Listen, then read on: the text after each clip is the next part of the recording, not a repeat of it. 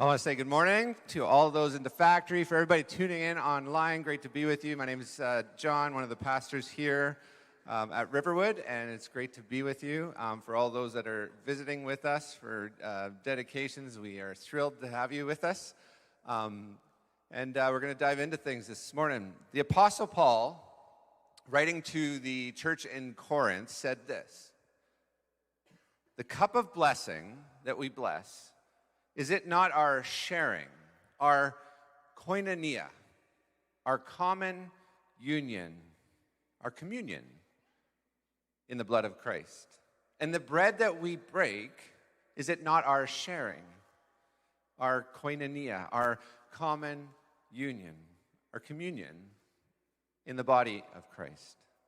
Well, this week in our journey of echoes, as we arrive at question number 26, we are asking, why is communion important? And I feel like if there's any moment that would be timely to play Bon Jovi at church, this week would hit that mark. I want to crank Living on a Prayer on the PA because it's week 26, folks, and we're halfway there. Come on. You're welcome for not singing that line, by the way. But we are at the halfway point of our journey through 1 year, 52 weeks of catechism together. A journey we are asking the most important questions we can of our faith together. And today on question 26, we ask, why is communion important? Now I would imagine that in a room like this, there's quite a variety of experiences that define this tradition for you within the church. I'm not sure where your traditions are, and depending on which denominations you've belonged to, how you have practiced communion. Known as one of the two ordinances or sacraments that we hold on to as a Protestant church, the other being baptism, which we will be talking about next week. Communion is an ordinance. It's a sacrament, which literally means a divine mystery, known as the Lord's Supper, in reference to the meal that Jesus shared in the upper room with his disciples before his crucifixion. For some, it's known as the Eucharist, that comes from the Greek term for thanksgiving. Or, for others, communion, coming from Paul's use of the Greek word koinonia in his letter to the church of Corinth. And today, for a few minutes, we want to explore the significance of communion and then take some time to participate in it together. Now, to discover the roots of the Eucharist, where communion originates, we must take a journey way back to the ever-familiar story in Exodus, where we find the origins of the Passover. In Exodus 12, we discover God giving instructions to the Israelites to prepare for a feast. Each household was instructed to slaughter a lamb in preparation for this feast as God prepares his people for freedom. He prepares to bring his people who have been struggling in brutal slavery and oppression for over 400 years from the Egyptians into freedom. And for this feast, God tells each household to put the blood of the lamb that they had slaughtered onto the doorposts of their households to save them from this angel of death who would visit, and death would come to every firstborn in the land, the final plague that was being delivered to the Egyptians. And the blood on the doorposts would be the sign for the angel of death to pass over that household, sparing their lives, and in the end would become their freedom. And so instructions were given to partake in this feast as they anticipated their rescue from slavery and bondage that their lives had been trapped within. And they were to make unleavened bread without yeast, as there would not be enough time for the yeast to work its way through the bread. And they were told to eat this meal, this feast, with their sandals on. That's my kind of feast. It was this idea of anticipation and readiness for what God was about to do. And in verse 25, God gives these instructions. Obey these instructions as a lasting ordinance for you and your descendants. When you enter the land that the Lord will give you as he promised, observe this ceremony. And when your children ask you, what does this ceremony mean to you? And tell them it is the Passover sacrifice to the Lord, who passed over the houses of the Israelites in Egypt and spared their homes when he struck down the Egyptians. And then the people bowed and worshiped. Passover would become entrenched as an annual feast called the Seder that would be practiced by the Israelites for generations to come and still continues today, following very specific instructions that would be shared around a table. They would bless the unleavened bread and break it together. And the goal of this orchestrated feast was to retell the story of how God had delivered them from the Egyptians. It was set up like an unfolding drama, this feast. During the feast, they would drink 4 different cups, like 4 scenes of a drama that would retell the story of God's promise to them in Exodus 6. Cup number 1, the promise that God gave that I will bring you out. I will bring out. Cup number 2 was the promise I will deliver you. Cup number 3, I will redeem you. And cup number 4, I will take you as my own. And we come all the way forward now to this moment we find in Matthew chapter 26. Jesus and his disciples are heading to Jerusalem, and it was the first day of the Feast of Unleavened Bread. It was the Seder. They're making preparations to take part in this very same Passover feast, just as the many, many generations prior had done. And we read how this scene develops as Jesus and his disciples take part in this reenactment feast.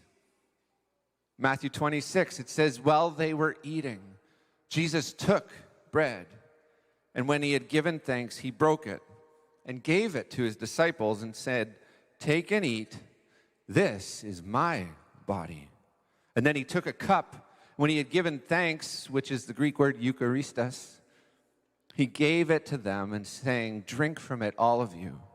This is my blood of the covenant, which is poured out for many for the forgiveness of sins. I tell you, I will not drink from the fruit of this vine from now on until the day when I drink it with you new in my Father's kingdom. And so as Jesus takes this moment of recalling the deliverance of the Israelites that they experienced from Egypt, he begins to reframe the story that was being told in a profound moment of revelation, from retelling the story of old into now placing himself into the story, as he was here to fulfill this promise that was given to the Israelites in bringing salvation to the world, but in a way that they did not expect, in the breaking of his body, in the spilling of his blood, the true lamb of this feast. And to understand this scene with a little bit more depth, it's interesting to note that at this point in the meal, Jesus and his disciples would have already partaken in the first 2 cups of the 4 that are sort of unfolded throughout this meal. But it was the 3rd cup of this drama that as it was poured, Jesus quiets the room. And he says, drink from it, all of you. This is my blood of the covenant, which is poured out for many for the forgiveness of sins. Now let us not miss the significance of this. The 3rd cup in the Seder retold the promise of redemption. Jesus was using this moment to announce that his imminent sacrifice and death would become the act of redemption for the world to discover. And as for the 4th cup of this Passover feast, it's very interesting to me what his next words are for his disciples. He says, I will not drink from the fruit of this vine from now on until the day I drink it with you, new with you in my Father's kingdom. And as they leave this feast, they head straight to the Garden of Gethsemane. And we remember the story where Jesus prays fervently 3 times for the cup that he must now drink. It would seem to me that Jesus was using this full tradition of this moment to say that that this would become the final cup of the Passover meal. Jesus becomes the new Passover. He doesn't finish the meal in the upper room because it will be finished in his death on the cross. His body and his blood would become the new Passover meal. Communion. These are the roots that we now practice as communion. As Jesus broke bread at the table with his followers, as he shared the cup together with them, he invites them to carry on this practice to discover his continued presence in body and blood present with them in this meal, to anchor themselves to his sacrifice and redemption. And we discover this is indeed what happens. As the early church emerges after Jesus' resurrection, we read of how they continued to share in these common meals known as agape feasts, as love feasts. They were a constant part of the rhythm of the emerging church in the New Testament. They gathered frequently in their homes for feasts to celebrate this common union that they had, to continue the practice Jesus had imparted to them at the Last Supper. For the early church, communion was shared in the context of common meals as they broke bread and shared the cup together.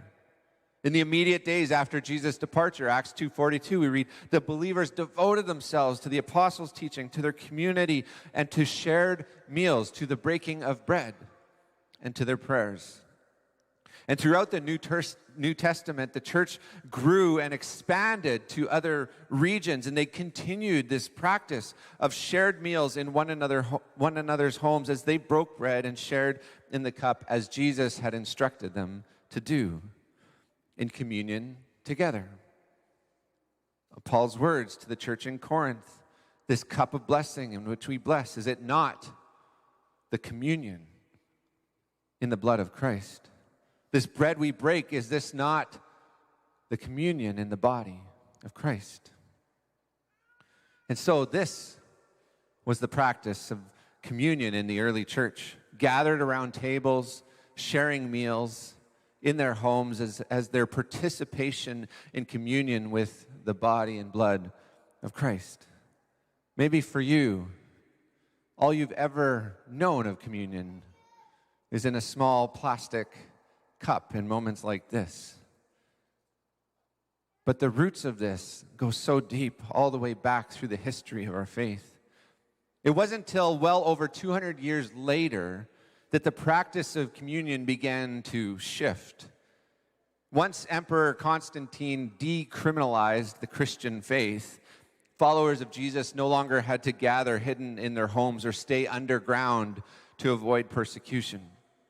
As Christians could then become actually legal owners of property, they began to now erect buildings in which the church would start to gather and worship in. And we see a shift from communion dominantly practiced over shared meals in homes together, and it becomes incorporated into their scheduled worship gatherings as they could now hold gatherings in greater numbers together, making it much less practical to host these great feasts. And what emerges is more like what we find now as our common practice of sharing communion together, sharing in bread and juice as elements within a worship service. Now, let me just say this. In the very early church that was not so distant from the risen Jesus, they remained very attached to the moments Jesus shared with them as disciples in the upper room, breaking bread and sharing the cup, reciting his words, "This is my body, this is my blood." They carried with them a keen sense in these moments that Jesus was present with them. That in sharing this experience together, they were encountering their Jesus, present with them again at the table as he once was. It wasn't so much about the theology of communion as it was gratitude for these moments that they could share together with Jesus. But as we know, over time, the church begins to grow and spread around the world And these original, sort of more organic practices become a bit more distant, and things shift into more organized structures. Eventually, we see different views emerging, and it shifts into different denominations that people adhere to. And over time, we have found it necessary to explain and systematize all of our theologies. And I think at times in this process, it can often feel like much of the mystery that we see in the early church becomes lost. Communion, which we literally call a sacrament, which means a divine mystery, but how often is it just reduced to a ritual, void of the wonder of experiencing Christ with us at the table together, as his disciples experienced the Passover meal together. In the many theological debates about the Eucharist, there are varying ideas that range from one side with the Roman Catholic view of transubstantiation, which considers that once the bread and wine are blessed, they literally transform into the physical body and blood of Christ. All the way to the other side of the spectrum that's called memorialism, where the bread and the wine or the juice are simply seen as symbols used in a ritual of remembrance. And while my original script held explanations exploring all 5 theological stances on communion, well, you can breathe a sigh of relief. They've been descripted. Happy Mother's Day. But let me just say this. The reality is that in each of these attempts to systematically create their robust theologies about how it works, each of them in their own way end up reducing this expression of communion into a more prescribed, concise ritual as our primary experience of it.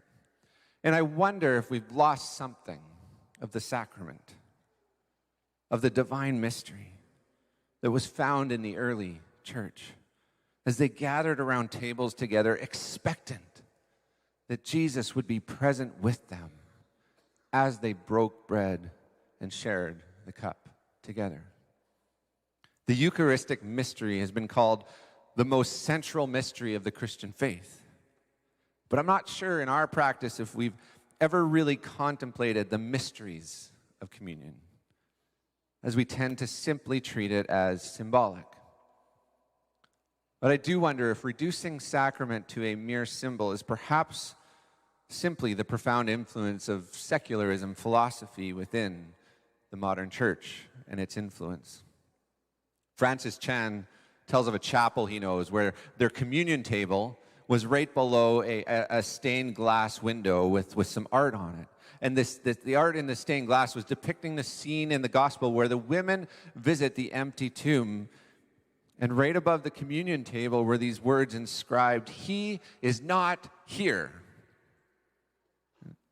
And Chan says, maybe that sums up how most people feel about the Lord's Supper. Jesus is remembered, but not present. But in an attempt to explain these mysteries is probably one of our faults. I heard it said once that Christianity is a confession, not an explanation. We will always confess more than we can explain. I think we do well to step a bit further into embracing the mystery that is discovered within communion of a Jesus that we don't just remember, but who's somehow present with us at the table. I want to revisit the words of Paul one more time together to discover another layer of what makes communion such an important expression of our faith together, why it's central, why it is a central ordinance or sacrament that we hold to. The cup of blessing, 1 Corinthians 10, again, the cup of blessing that we bless, is it not the koinonia, the communion of the blood of Christ? This bread that we break, is it not the koinonia, the communion in the body of Christ? Paul describes the bread that we break and the cup that we share using this Greek term koinonia, which literally means to share in a common union.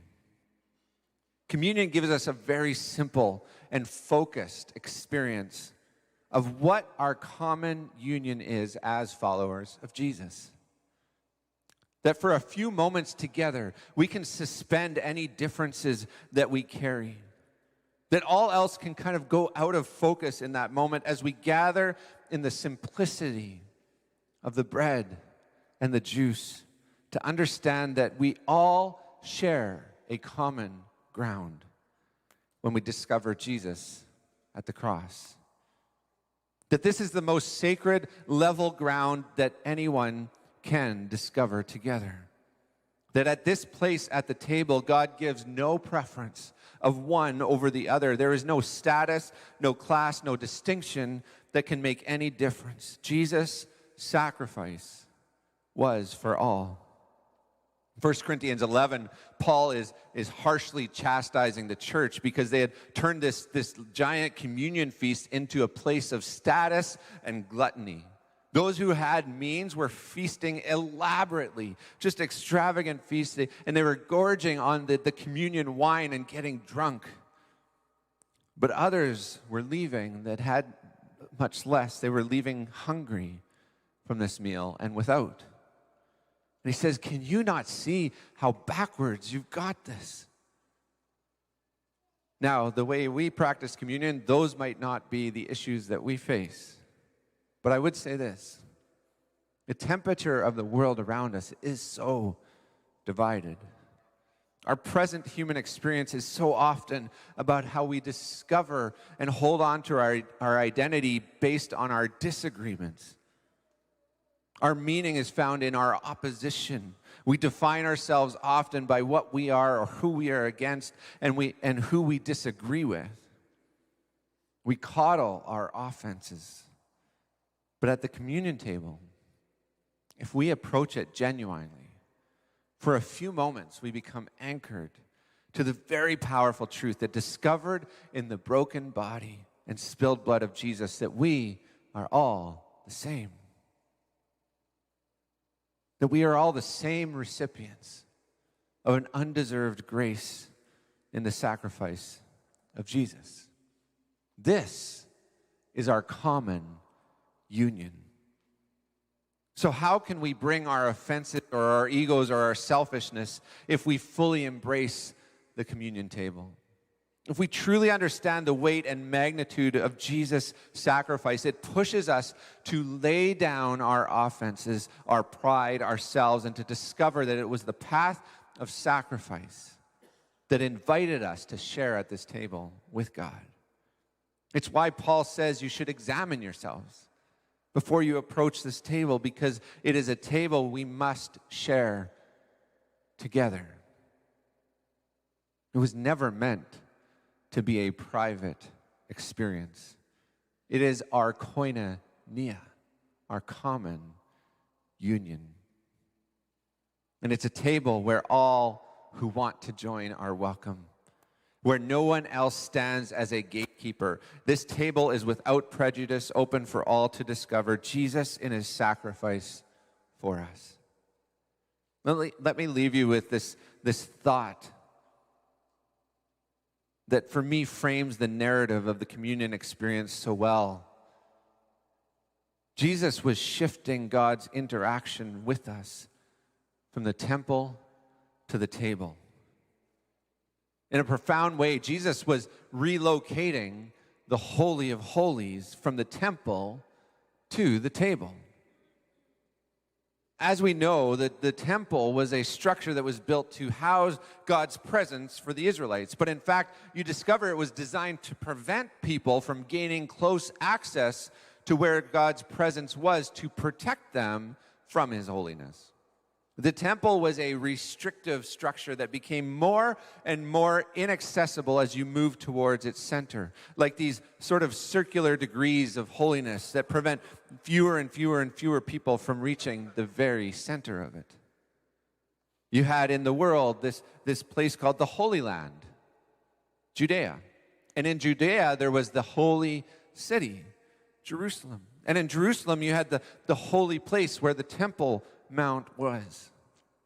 And then once you get there, it becomes much more restrictive. There's a place where Gentiles can only approach so far. And then there's a further section where Jewish women can get a little bit closer. And then there's another section where Jewish men could get even a little bit closer. And then closer in yet was the place where the priests could go.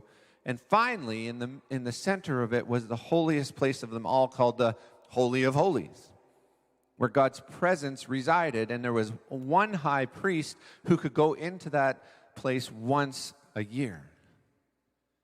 God was present, but not accessible. But by the time Jesus arrives, Jesus is mostly presenting a critique of the temple. He literally announced that the temple age was coming to an end. When Jesus talks about the end of the age, he's not talking about the end of the world. He's talking about when the temple age would be ended and when the temple would be destroyed. And Jesus begins to turn all of this on its head. Jesus constantly invited people to a table as he walked this earth with radical hospitality. Who could sit with Jesus? Was it the elite? No. Anyone willing, he says. You are welcome. He was called a friend of sinners. It was the tax collectors. It was the outcasts. These were the honored guests at his table. He was always making more room. It was a constant theme in the life of Jesus. Think about it. When the resurrected Jesus appeared, you know where he didn't go? To the temple. I mean, seriously, after his resurrection, in all of his appearances, he shows up to his followers and he says, hey, peace be with you. Can we go get something to eat? Peace be with you. Hey, let's cook up that fish together in the upper room. Peace be with you. Who's up for some breakfast on the shoreline? Brian Zand sums it up this way. The risen Christ did not appear in the temple, but at meal tables. The center of God's activity had shifted. It was no longer the temple, but the table that was the holiest of all. The church would do well to think of itself not so much as a kind of temple, but as a kind of table. This represents a fundamental shift. We thought God was a deity in the temple. Turns out God is a father at the table. We discover a profound image of this in the story found in Luke chapter 24. As we discover two of Jesus' followers on a 7-mile journey from Jerusalem to Emmaus, walking this road with their heads down, defeated. As they had just watched all of their hope fade away, Jesus had been crucified and was dead. But we read in the story of a mysterious stranger who comes alongside them. Of course, we know it's Jesus, but he walks with them for the full 7 miles and they don't recognize him. And he journeys with them in all of their hopelessness until they arrive at the village together. And not wanting their time to end, they invite him to join them for dinner. And listen to the words in Luke 24. When he was at the table with them, he took bread, he gave thanks, he broke it, and began to give it to them. Then their eyes were opened, and they recognized him, and he disappeared from their sight. I think this is so profound. Jesus joins them at the table. In fact, they invite him for dinner, but he kind of takes over, doesn't he? He becomes the host. And what does he do? He takes the bread, he blesses it, and he breaks it, and he gives it. And in this moment, their eyes are open, and they discover it was Jesus who was present with them. And listen to this. When they finally discover Jesus was present with them, it says he vanishes. And you can kind of imagine this moment. Jesus vanishes and we hear a thump on the table. And what's left? The bread. Christ with us. This is the mystery, the sacred mystery of the Eucharist. Jesus is present with us in our koinonia, our common union, our communion, as we share the broken bread and cup together. And so question 26, why is communion important? Communion is the ordinance we practice to remember and participate in the broken body of Jesus and in the blood of his sacrifice through sharing in the breaking of bread and the cup together. In communion, we discover Jesus present with us at the table as we remember his sacrifice for us on the cross. It is here that we discover our common union as followers of Jesus.